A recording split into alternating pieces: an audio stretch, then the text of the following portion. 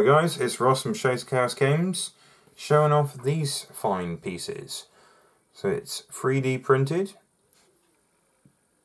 good old 3D printed.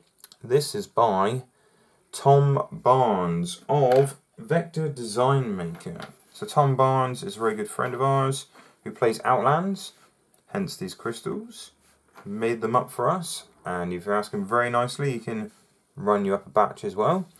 So as you know, if you're into your Outlands, crystals are quite important. You don't have to use these particular crystals. You can use anything you want from bits of sprue, but we just think these look quite fancy, quite funky.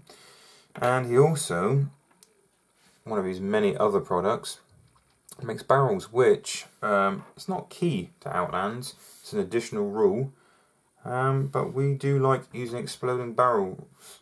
So, like in computer games, shoot barrels that explode. Sounds fun, right? What could possibly go wrong? So, we made up a rule set, and we wanted to include exploding barrels for Outlands. So, Tom, once again, very kindly made these up for us. Now, these were purple as well. At some stage, I've just quickly blasted them with an airbrush, so they look a little bit funky. But I will weather them, put a wash on them, possibly some chipping. And I will show that on this video in a minute. But I'm also going to try some pearlescence and some weird and wonderful effects on these crystals, because spice crystals can be any colour you want.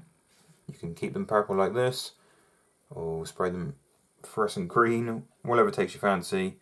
Spice crystals can be anything you want, it's up to you.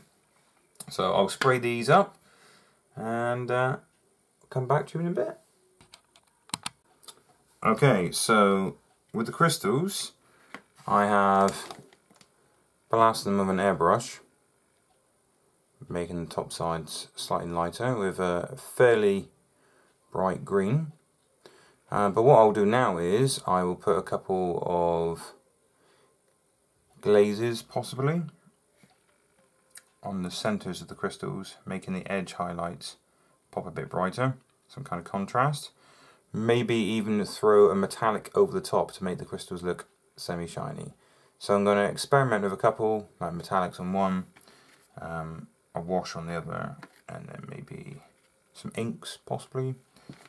And yeah, just experiment, see what I got. But yeah, it's looking pretty good so far. No dry brushing yet on the base, which I was going to do. But yeah, looking good, Tom. Thank you very much. Come back to you in a bit. So yeah, this is the finished product.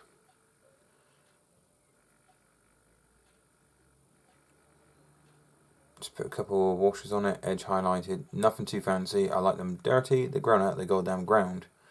So, I made a batch of these up that Tom gave me.